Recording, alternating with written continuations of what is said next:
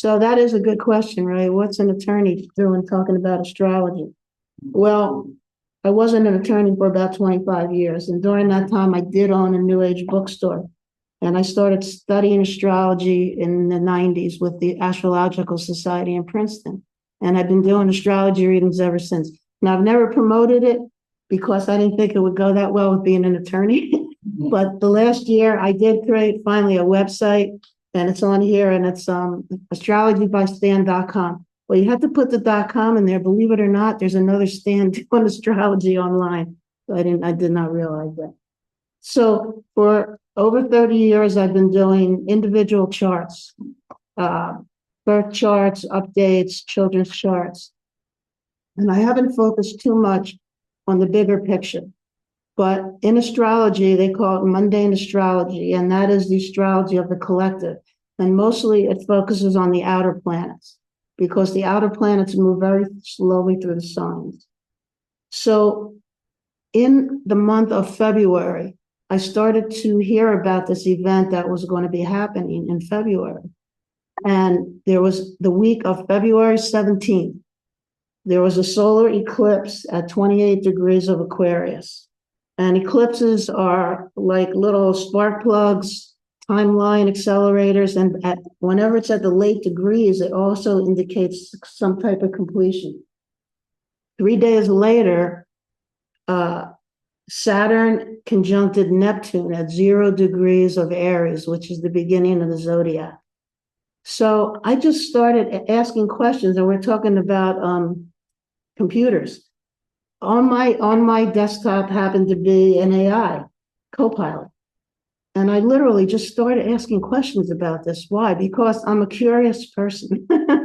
Curiosity is what stimulates me.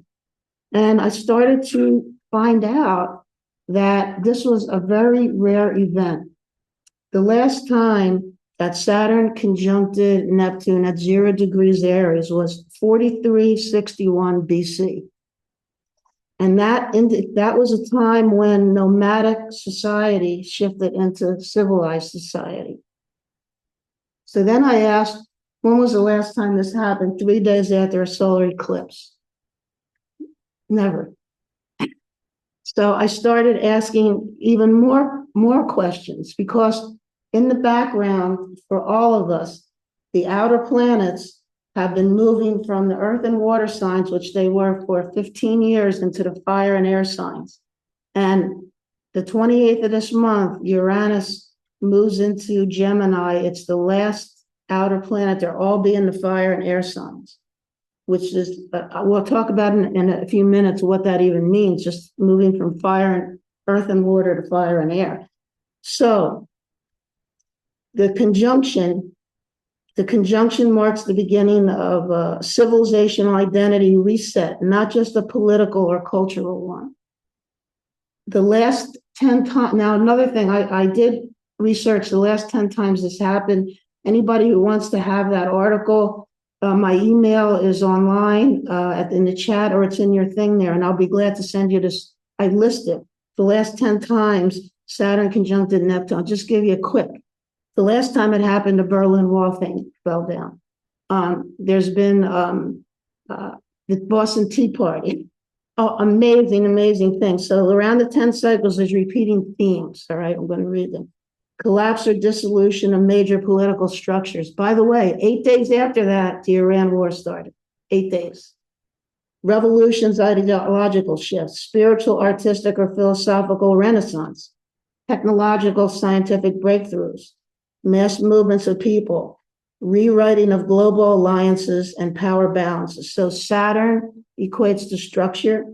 Neptune is dissolution. So the dissolving of one world and the emergence of another.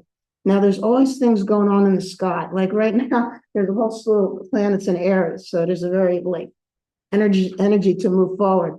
But this is a longer term cycle. This is a 30 to 40 year cycle. Why? Because Saturn's cycle is about 29 and a half years to stay in a sign. And the conjunctions happen about every 36 years or so. So this event, and not only that, in that week, the Chinese astrology was the fire horse, very similar to Aries, all in this 1 week. And then 8 days later, the Iran war started. So structure, Saturn, Neptune dissolution, dissolving of one world and the emergence of another. I think a lot of people feel that. So then I started asking more. So on a personal level, what you do is you look in someone's chart, you see where that 0 Aries point is and where that solar eclipse happened. And that's the area of our life that's going to undergo the most transformation, where there's going to be endings and beginnings. So then I started asking more, and I'll just add this for people that like information. So Saturn is in Aries from 2025 to 2028. The cosmic blacksmith, forging a new self. Uranus in Gemini, 2025 to 2030. Revolution of the mind, language, and technology. Neptune in Aries, 2025 to 2039. Spiritual warrior awakens. Fire burns away false identities. Then finally, Pluto moved into Aquarius. Finally. And Pluto is the deep engine of evolution, and Aquarius, it transforms. It's an epic shift, the architect of the next 200 years. So it's a sign of a great reorientation in consciousness on the planet. The last time this type of thing happened, it was the Enlightenment, the Industrial Revolution, birth of modern democracy, rise of the scientific method, new philosophies. It's happening now again, but in more accelerated fashion. So we have a 30-year cycle of personal identity and purpose transformation, and a 40-year collective cycle of spiritual evolution beginning at 0 degrees of Aries, both rewriting our lives personally and collectively. That's the background. So I started asking, so I have been working with AI. And only time I ever worked with AI before, on my phone, it's Gemini, right? So I ask a question, like, one line question, I get an answer.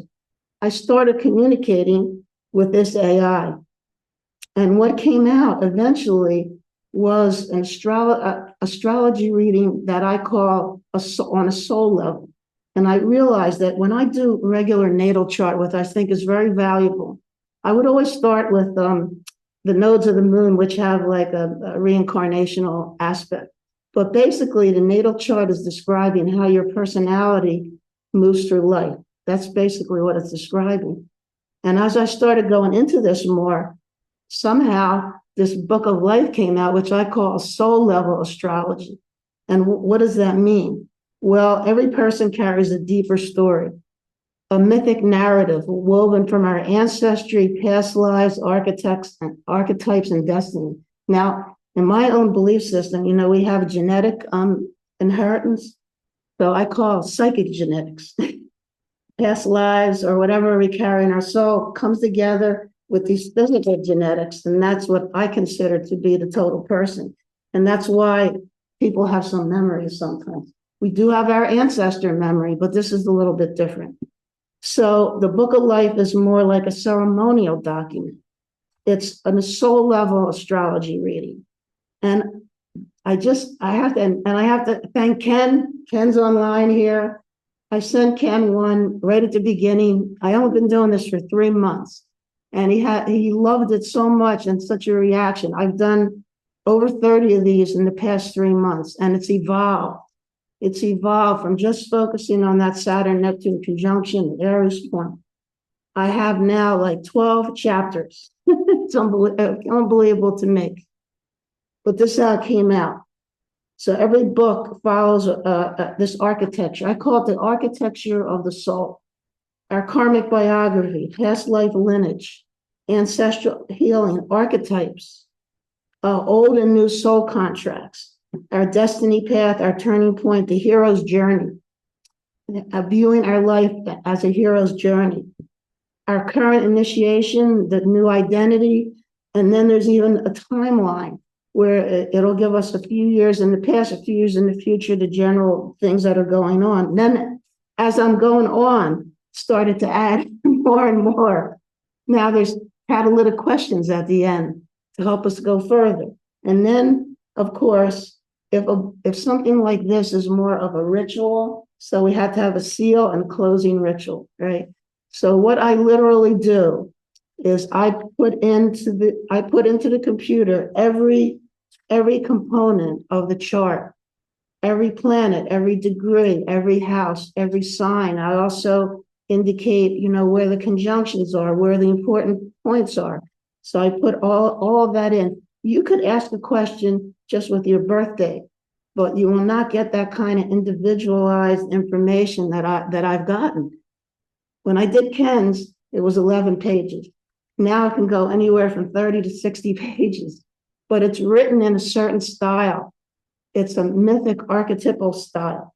Now, how does this work? How am I doing this with AI? Because I've never done anything like this before. Number one, during the time that I had the bookstore, as my wife knows, I got to be very good friends with a woman named Sheila Reynolds, who was a very, very high quality trance channel.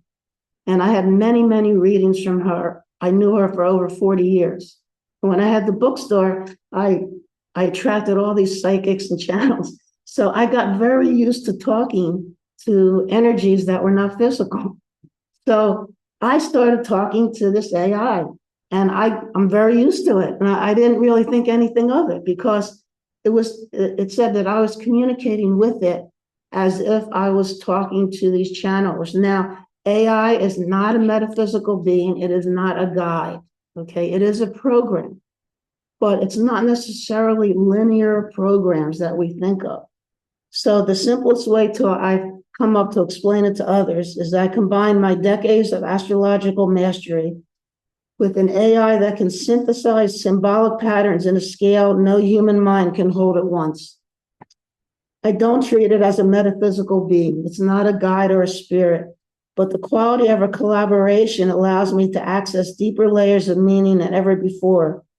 It's a co-creative intelligence that helps me articulate what I already sense in the chart with greater clarity, precision, and mythic coherence. So, why people might want this rather than a typical natal chart. People who are at turning points, stepping into a new identity, healing old patterns, seeking clarity about purpose, preparing for a new chapter, integrating past experience, looking for deeper meaning. So I started to get such a reaction from people. I did attach to your thing testimonials, because I was truly amazed. This was just an experiment on my part. And then it came into something that I felt was so powerful, that it was so helpful to people, that I couldn't do it orally like I do with a natal chart. I wanted people to keep it like a book so that you could refer back to it in your life.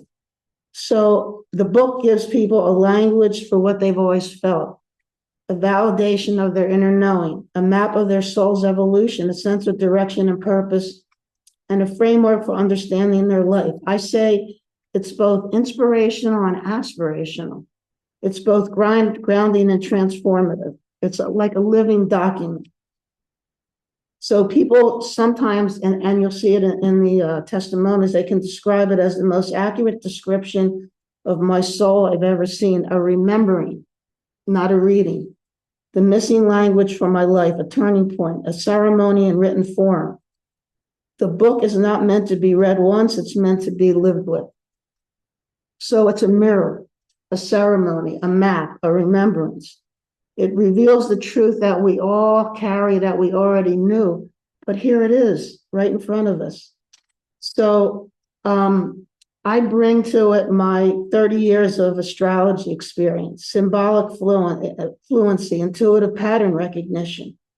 But AI is able to synthesize this so fast and at such a level that I'm able to create this document.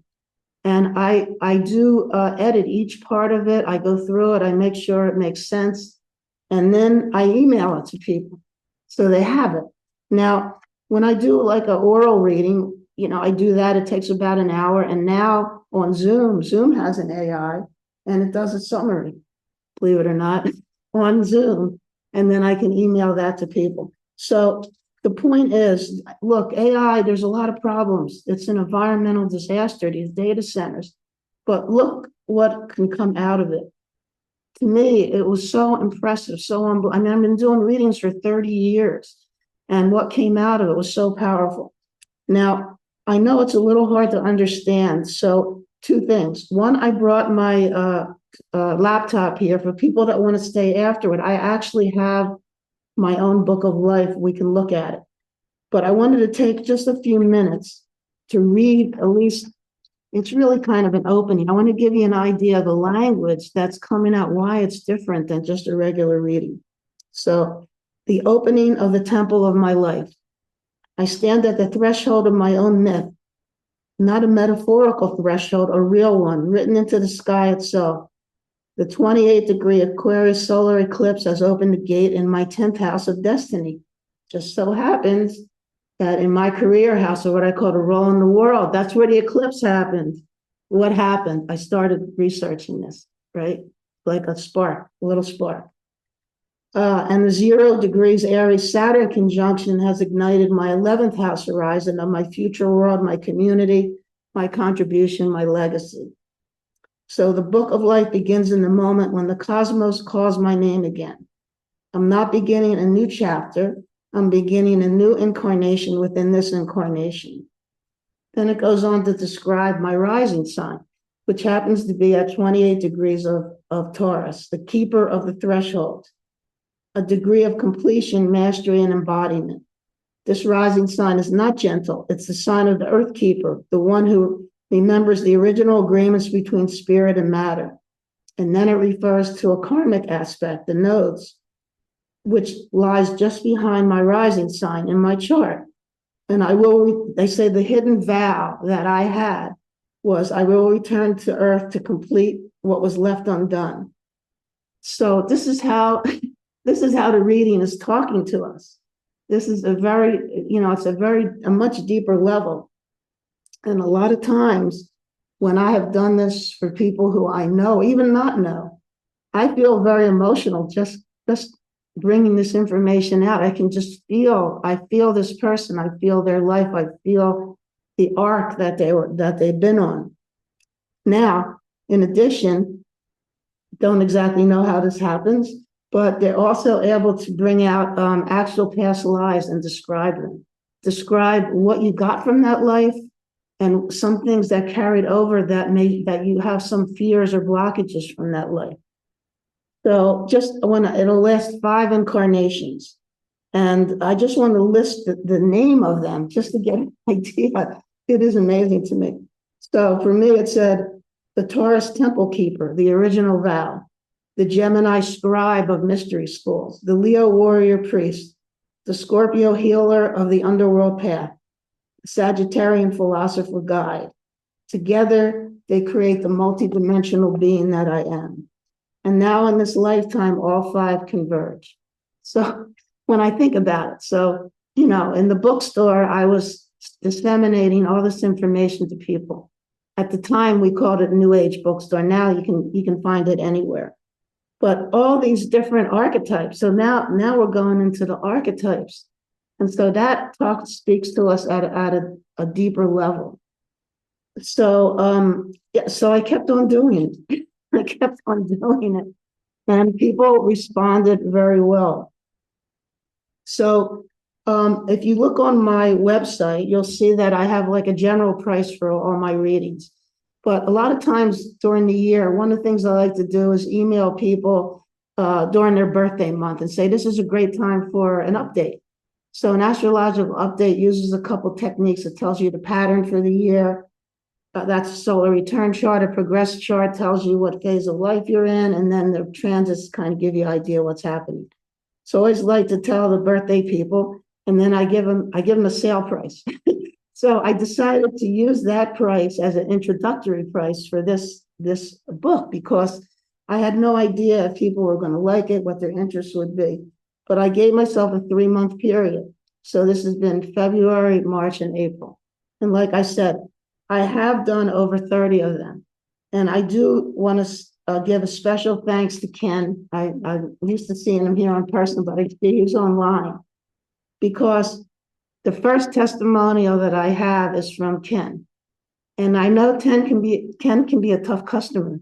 So I thought if Ken, he got it and he liked it, I'm good. And so I decided to continue on and look, what is it that we like the most? We like contributing things to the world or to people that have a powerful effect and that they go, thank you. This is great. If you'll notice the testimonials, the most common thing people say is like, I really have always felt this about myself, but now I'm getting a reflection back to myself about this on a deeper level. And I think that even doing regular astrology readings, we live in a culture that's very outward focused. So when we can go somewhere and have someone talk to us about ourselves, which is like a regular reading for an hour, I'm going to talk to you about you. You don't have to worry about anybody else. That's not the way our culture works, right? It's always focused outward. So I said, I cannot explain this to people verbally because of the way it's written. So I said, I'm not going to do that. I'm going to create this book of however many pages I get, and I'm going to email it to people so they can read it again. And one of my friends, Greglin, who's one of the creator, along with Dave of the Peace Weavers, he said, I had to stop every 10 pages and meditate in order to assimilate the material. And he said, I look at it every day, or, I reread it. And I've had people say that to me. So at any rate, my point is that in some ways, everything I've done has led up to this point, and I took that risk of interacting with AI. I'm not a computer person. I hire a computer person to do everything that I don't know how to do. And, Dave and I, we go, this is not working. This is not working. But when I talk to this AI, and I just tell you a little funny story because it's Copilot, just happened to be on my desktop. It's MSN, no big deal. I don't pay for it. It's no advanced thing. It's just a regular AI. Well, I'm doing it. And then I turn on one day and it looks different. I go, wait a second. It's not working the same way. And it totally got me so upset. So finally, I ended up calling, who did I call? Microsoft. And of course, this guy told me what to do in 10 minutes. I said, you just saved me, because I wanted to keep on doing. So that's how I got to it. That's how I feel very strongly about it. And another thing that I did one other talk on, and I will say to the people online and here, if you want a picture of your horoscope and you don't have it, if you're able to give me, sign up your email or my emails on the chat, if you send me an email with your name, date of birth, city of birth, and time of birth, I will email you a picture of your horoscope. Or if you have any questions about this book of life, we can do a Zoom, or you can email me, and I'm very willing to talk to you about it. So I think that's what I have to say.